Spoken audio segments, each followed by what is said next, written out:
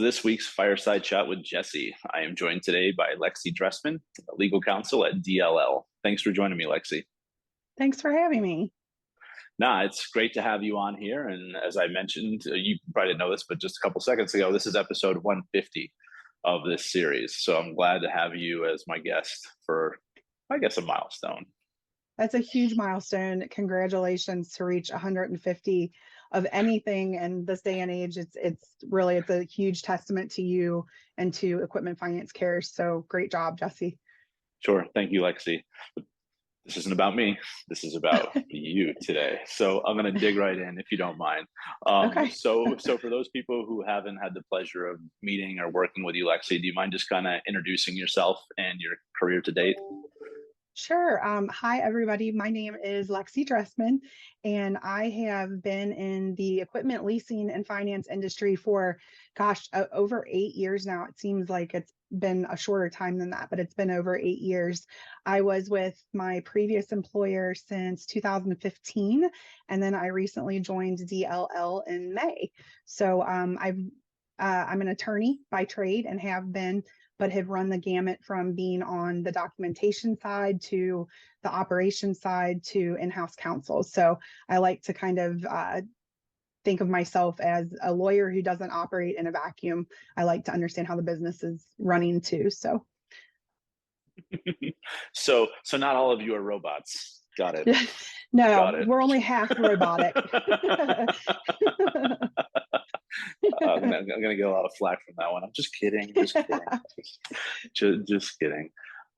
So you recently joined a DLL, a company I'm very familiar with in my career. I was telling Lexie also before recording that a subsidiary of DLL was actually my first client in 2006, which is kind of crazy that this is my 19th year, but time flies when you're having fun. Yeah, exactly. So do you mind just kind of talking DLL and just kind of introducing the organization, Lexie? Sure. So I feel like the number one thing I had to learn when I just recently joined DLL is how to actually say the whole name. It's the Lage Landen Financial Services. I had to really practice that because we are headquartered in Eindhoven, which is in the Netherlands. DLL is a wholly owned subsidiary of Rabobank Group, which is a really large group in Europe. So we are actually an owned subsidiary. One thing I did not know about DLL when I joined was actually how long they've been in business. It's been over 50 years. That's crazy. And what type of, I mean, I know this, but just for the audience, like what type of business channels do they typically are they in? Like, I know they're headquartered overseas. Their main branch is Old Eagle School Road. Is that the name of that road? Very good memory. Yes, it's in Wayne, Pennsylvania, which is not extremely close to Philadelphia. It's about 45 minutes to an hour outside of Philadelphia. Yeah, minus traffic, which can be like, you Exactly. get there, leave Monday, get there Wednesday. Exactly. Yeah. So DLL has, we call them business units. They're kind of a core set of industries that we serve. And the way that we do it is we have financing experts that really get in and understand those industries. And then they understand the customers' challenges in those industries. I specifically support healthcare and technology solutions right now. So those are two of our core industries, but we run the gamut of what you would expect of a traditional vendor finance, primary vendor finance company.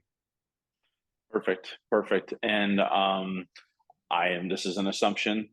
You moving there didn't mean you have to pick up and go to Pennsylvania, right? Are you still in Ohio? That is correct. I'm still actually in Northern Kentucky. Most people like to think we're Ohio, but technically I'm one exit from Cincinnati. So yes, I'm still a proud Kentuckian. They were gracious. DLL was gracious enough to allow me to work remote, which has been wonderful. But I have visited Wayne, Pennsylvania, which is the U.S. headquarters, and I have plans to go to Des Moines, which is another large area for DLL. In October. So I do the best I can to travel and meet we call our colleagues members. And everyone has just been so wonderful that while working remote definitely has its benefits. I do the best I can to kind of really embrace the culture that I think so many people know is special in DLL. And I would be fine going to the office more often in Wayne because it's amazing. That's I've fair. never Plus, been I've never been to an office that has a bar and a game room. it's nice, right? I always kind of like giggle when, it's been a while since I've been doing this. And when you walk around different offices, people are so proud to show you, hey, do you want to see something cool? And it's like, maybe it's a secret room where they have some like a storage of some kind of like the fancier cars or whatever. Or it's like they have a bar or they have all these neat things. And you're just like, so Friday afternoon, evening libations. Well, it's Tuesday afternoon and there's people lining up.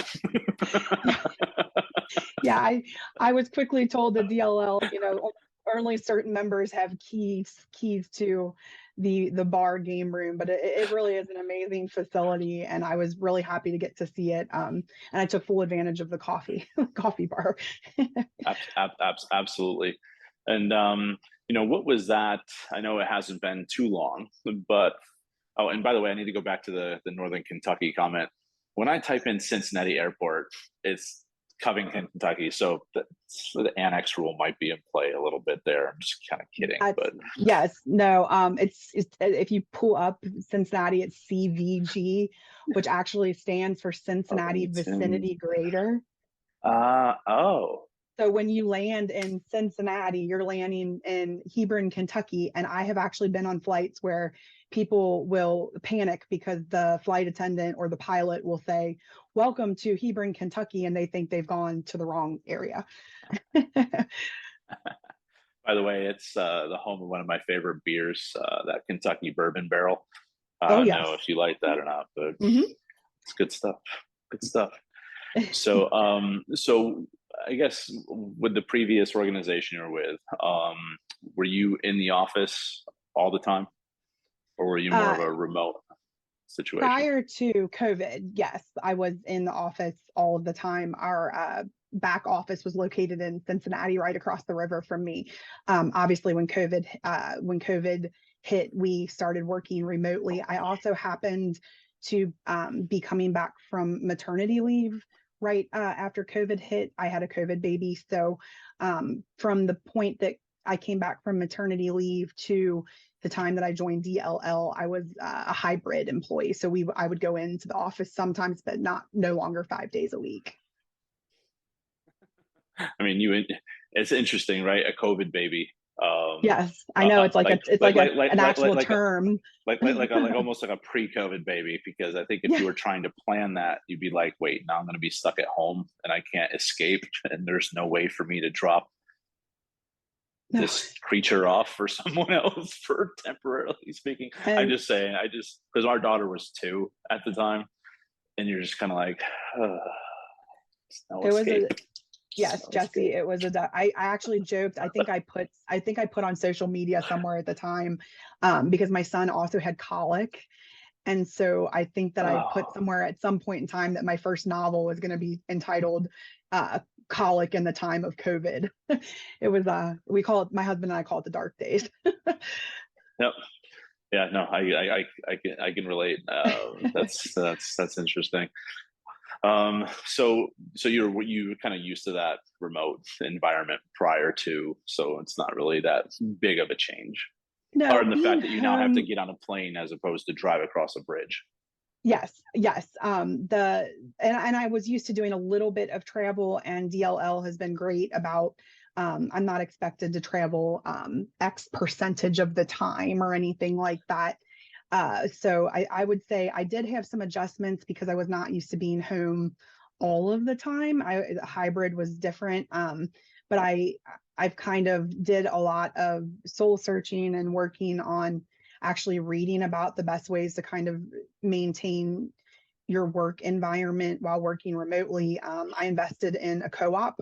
So I actually have a co-op location that I can go to on days when maybe I've got my husband's home sick, or I've got something being worked on at my house where I can't really concentrate at home. I have the co-working facility that I can go to. I need to look into that. Was it like a WeWork type of scenario or kind of?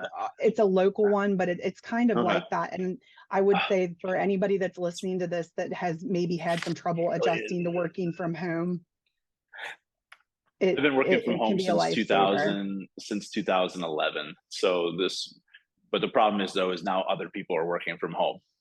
Yep. That was my adjustment. So it's like yesterday, our daughter was sick, and I think she came in on like 3 different Zooms, and I can't tell if she comes to my office, but people are, all of a sudden they start like laughing or looking, and I'm kind of like, I think and the good thing about, one of the silver linings, as they say about the pandemic, though, is that I like to think that doesn't really bother people, as much maybe as it would have in prior years. We're all human. We all have families. I have definitely had my son in a diaper, during the height of COVID running through the background. We all, I think, have a much broader understanding of the fact that we're not just employees, we're people. absolutely. And I think if anything, I remember going to banks, and I was actually, I think, it like a Fifth Third downtown Cincinnati. I don't even know. It's probably like 10, 12 years ago. And I remember the frustration of some of the executives when they were like, what do you mean you can't get your presentation to work? And I'm like, well, you have a bank firewall and it's not really allowing it. And you guys don't know how to get on Zoom. And it was almost like it made them more human because they had to now learn this technology. Yep. And So the technology we all understand, one day it could work perfectly and the next day nothing, you can't even turn your computer on. So yeah. Well, and you brought up another interesting point, and I'm sorry, I'm kind of going all over the place here, but oh, that's okay. investing in that co-op. So, uh, what you were on a panel, was it April of last year, Yep. for one of our EF Cares events, and one of the things I still think about was your discussion on work-life balance, especially come transitioning out of that, because it's hard.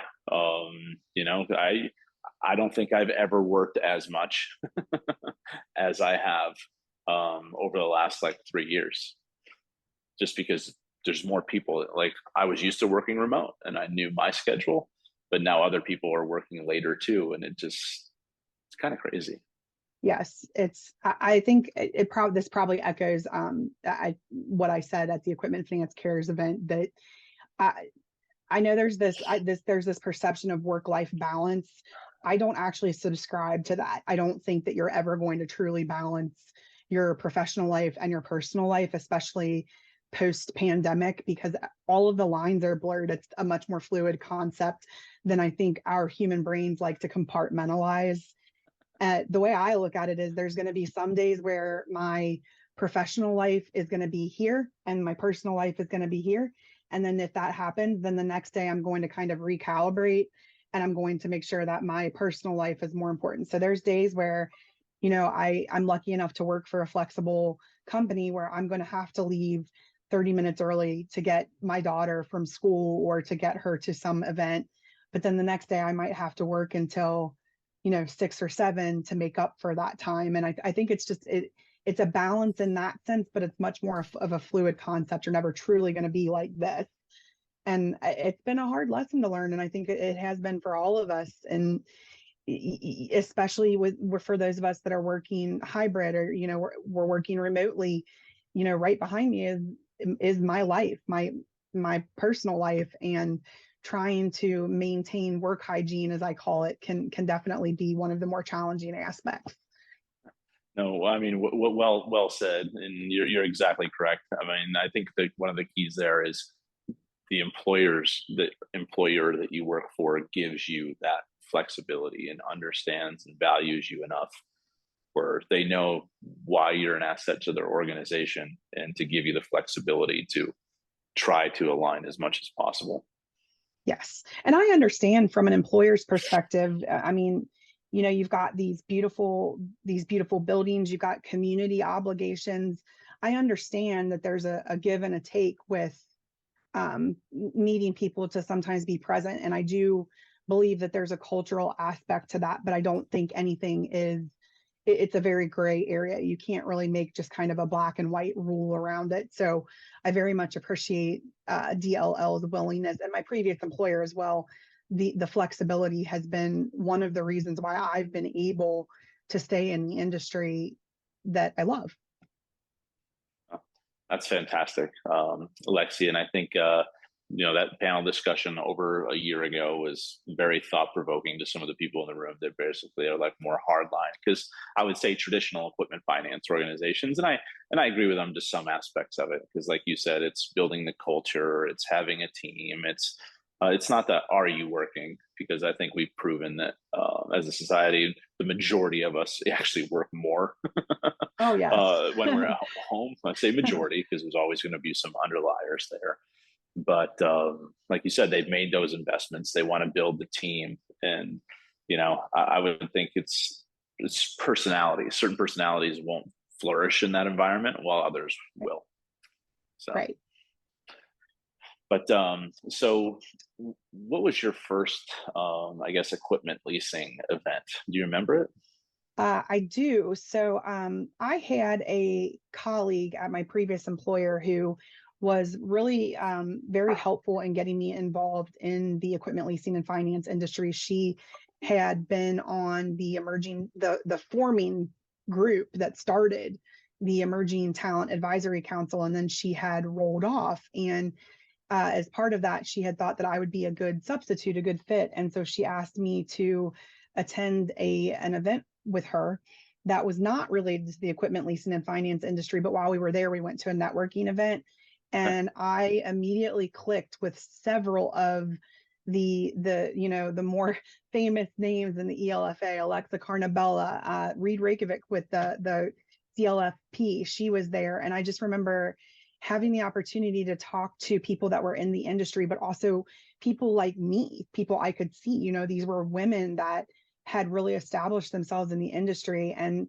the networking event was just, it was such a good introduction for me to the industry. And not everyone who is a woman or a person of color, not everybody probably has that same story. So I think it's important for me to get that out there, that I had a very great, warm introduction to the industry, and I could really see myself fitting in there. So that quickly morphed into me participating on the Emerging Talent Advisory Council. So my first actual event was the first Emergence, which is ETAC's conference. That's fantastic. And was that the one in where was that at? I knew you were going to ask me that, and I want to say it was in DC. Yes. Oh yeah, because it went DC, Colorado, then Baltimore, right? Yes. The very Okay. first one was actually at DLL's headquarters, but I did not join ETAC until after that. So the one that I went to was in Washington, DC. Perfect. And yeah, and it's a good group of people. They're an amazing group of people. Yeah. I was always asked, it was always a joke, because I was always trying to understand the definition of what is emerging talent. Yep. we spent a lot of time once I was on the Emerging Talent Advisory Council for a period of time. I eventually became the chair of it. And one of the things that we spent a lot of time on while I was the chair was actually talking about that, defining what exactly does it mean to emerge. And it's not the same thing as being a young professional. It really has nothing to do with age per se. It has more to do with how long have you been in the industry? Where would you put yourself on the quote unquote career ladder? And I still joke around about how sometimes, once they made me roll off of ETAC, did that mean I was emerged? I didn't feel like that, but I was the other way, where I was like, I guess I never emerged, or I just wasn't talented. So I was just joke around, right? Or it's just like, all right, whatever. They would have been lucky. They would have been lucky to have you, Jesse. And they're doing, kudos to ETAC, because they are doing amazing things. I keep a close eye on them because they do hold a special place in my heart after introducing me to the association in general. And they continue to rise and grow. And what they do to contribute to the industry is you really can't put into words. And I think it's highly underestimated. Same page, and like I said, every individual on that committee, people watching this, if they want any help whatsoever, it doesn't matter what part they are in their career, just reach out to that committee and they'll help you, or at least point you in the right direction. So Absolutely. well, and then you brought up so many other topics there, so we have to discuss the CLFP, because otherwise, you Yes. mentioned Reed's name, she'll yell at me if I don't mention Yes. And today is CLFP. CLFP Day. The day that you are interviewing me, August 24th, is CLFP Day. So happy CLFP Day. Happy CLFP Day, and no, Reed, I'm not taking the test this year. So just throwing that out there. Okay, all right, good.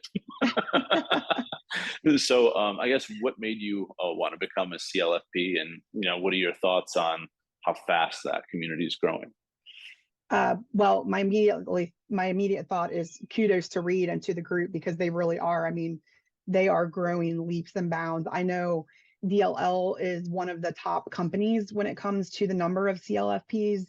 One of my close colleagues is actually on the board, and one of DLL's core values right now around professional development is actually becoming even more involved in CLFP and getting more CLFP. So the executive board and all of the volunteers are doing all of the right things, because companies are really making it kind of an internal priority. I think that the test was probably, honestly, Jesse, it was probably the most proud of myself I've been since I took the bar exam. I was going to Just say, that, wait a second. If you would have said if you would have said including the bar, then I'd Reed. I'm definitely out. I'm definitely out. yeah, I would. I mean, the bar exam that I took was 3.5 days. So Reed did not subject me to that type of torture, but it is something to be proud of, to be a CLFP, because it does require work. It does require study. And I think what I like about it is that I have always had a bit of, to be a little vulnerable, a little bit of imposter syndrome. And I think part of it is because um, I'm told I look youthful, although as I push 40, I don't think I look as youthful as I once did. But I've had this perception that people maybe don't take me as seriously.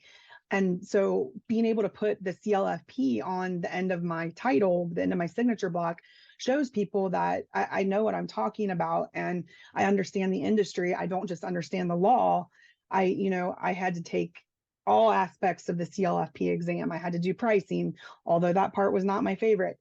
And so I think it really just shows people that you're committed to the industry, and that you are somebody that can be gone to for any sort of substantive knowledge. And it's a great community, just like the association is, and just like the industry is in general.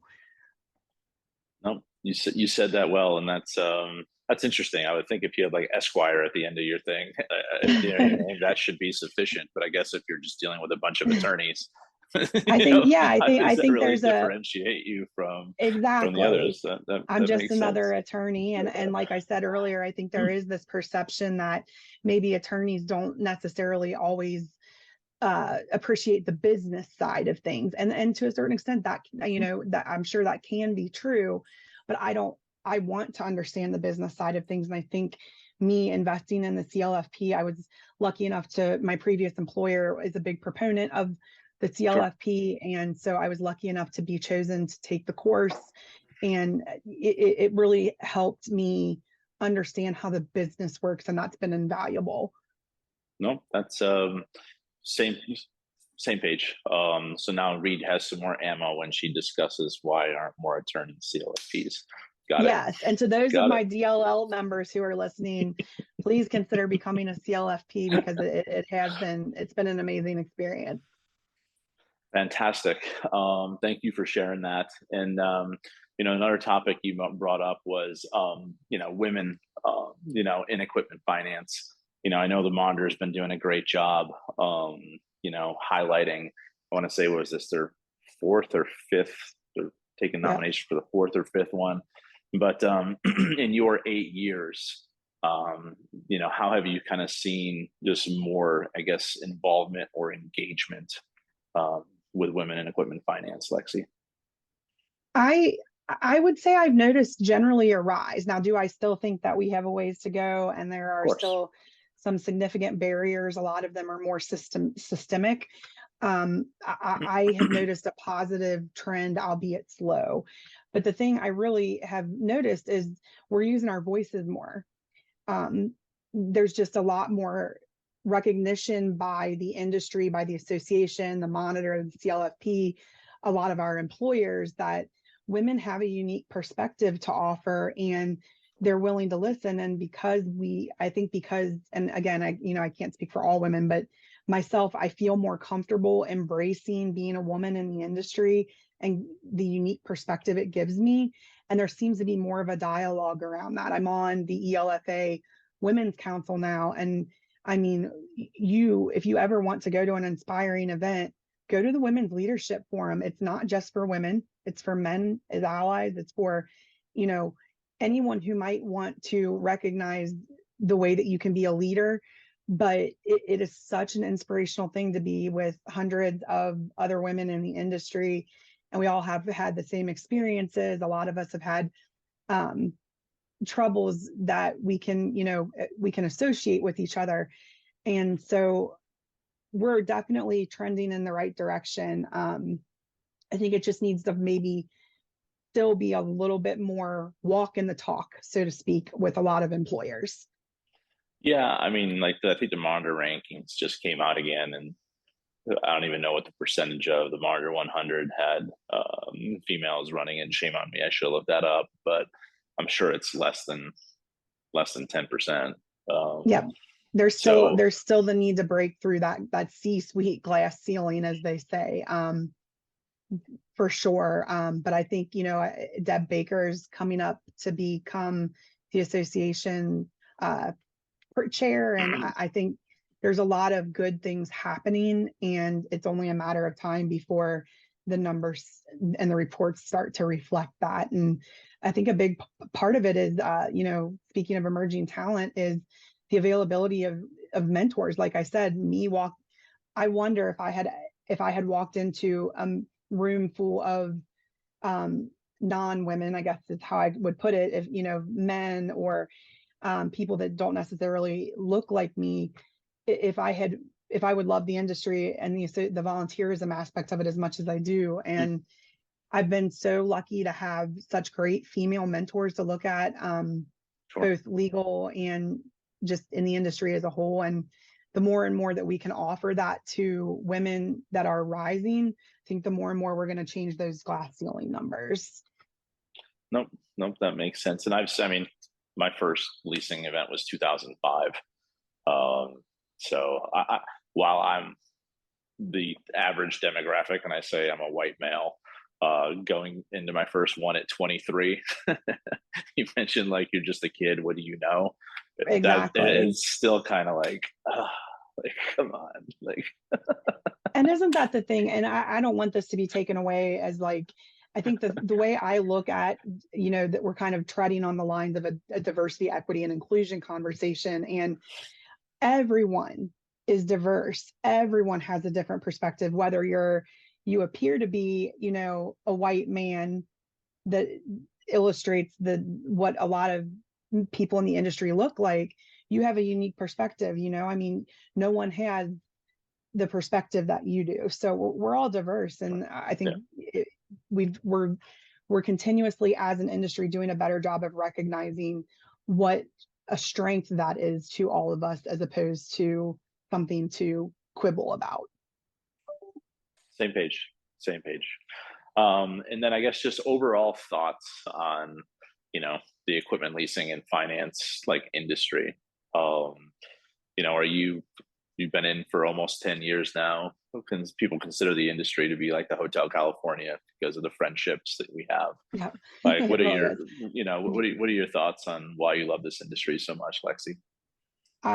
It's the industry that we all love and no one knows anything about. It's kind of my catchphrase when I talk to, people who are like, what do you do, Lexie? You're an attorney, but what exactly do you do? Trying to explain what I do. But I say I love the industry, but really what it is I love the people. We are a people first industry, and Equipment Finance Cares illustrates that.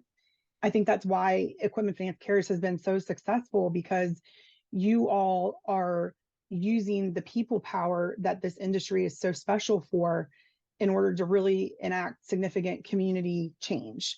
And I think that's really what keeps me passionate and keeps me involved. I mean, the industry itself, I think, is doing great with, navigating some interesting times as always, although I have, I've been in most of the time I've been in the industry, there's been some sort of significant, I feel Yeah. like, headwind we've been facing. So I feel like we're doing a good job of navigating, and have been the entire time I've been a part of it. But we're people first. And as long as we remember that, I think we're going to go places, and we're continuing to rise. And um, I couldn't be more proud to do what I do on a daily basis. And that's why I love working for DLL so much, because they truly embrace that culture that the industry also embraces. Nope, nope, absolutely. People first. I mean, that's why I'm in this industry. I mean, it's provided me the lifestyle I have today. It gives now what's interesting about what your comment is, people say, well, what do you do? Imagine saying that you're a consultant to the industry.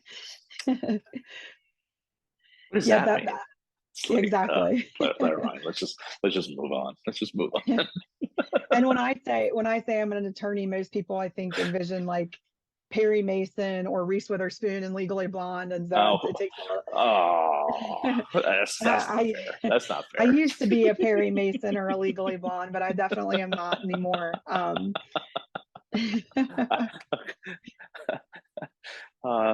That's fantastic. I mean, that's not fantastic, but a good joke, I guess. And thank you for and thank you for the kind words about EF Cares. We're continuing to evolve as a charity, and but we're here to stay. So it's exciting. You're doing amazing things. You, Laverne, Sean. I know I'm not mentioning everybody who makes such an impact, but it's been really fun to watch. And it's, my first manager in the industry will tell you that one of the very first questions I asked during my interview was, would I have the opportunity to be involved with volunteerism and community engagement? And Equipment Finance Cares is living that every day. So it's special, and I'm sure you are there to stay. Excellent, Lexie. So I guess my last question I have for you, because I ask everyone who comes on here. Oh no. Can you give me a little fun fact about yourself? What makes you tick outside of equipment finance? Well, I'm not going to tell you all of my dark thoughts. I might. I was going to say that this is recorded and it does go online. So yeah. I mean, we have to keep it. I guess PG-13 is probably sufficient. I think. Well, I'm trying to think. I do. That is the one thing with going to the industry events, is a lot of people probably know some of my fun facts, but one I don't think I've shared with anybody is that I am a proud Kentuckian, obviously, but a commissioned Kentucky colonel. So that's a delegation that we get from our governor here in Kentucky. And I got that after I actually was part of I interned for a congressman in college, and took part in a leadership program there, and then became a designated Kentucky colonel. And I think what's funny about that is, obviously, when you think of Kentucky colonel, you think of Colonel Sanders and Kentucky Fried Chicken. My ignorance is like, how much chicken did you have to eat to become a colonel? That's the fun fact. That's the fun fact, is I actually do not like fried chicken. Hey, don't say that out loud. There's going to be people coming through your window. I know, right? I like my bourbon, but I don't like Kentucky Fried Chicken. If I had to choose one or the other, that's one I'd pick too. Exactly. So do you get like a pin? Do you get like a plaque, or? Yeah, actually, this plaque, I don't know if this plaque right here that's on the bottom of my wall, that's my commission. Yeah. And there's like a whole organization, and there's some people that are very involved. I just got the plaque framed like within the last 3 months when I redid my office, but that's awesome. Is there like an outfit you have to wear when you go to like ceremonies and stuff? I don't think so, but I should propose that. That could be fun. You could have a lot of fun with that. I know, right? I'm already thinking of my Halloween costumes for this year. Well, that's awesome, Lexie. I really appreciate your time today. Thank you for sharing your story. It's been a pleasure getting to know you over the last couple of years, and I look forward to several more years of working with you in this industry. Oh, thank you, Jesse. And again, congratulations on 150 episodes. That is not just a big achievement, but recognition of the hard work that you're putting in. You go above and beyond consulting. So kudos to you. And I love watching what you're doing. So great job. All right. Thank you very much, and we'll talk soon. Thank you. All right. Bye. All right.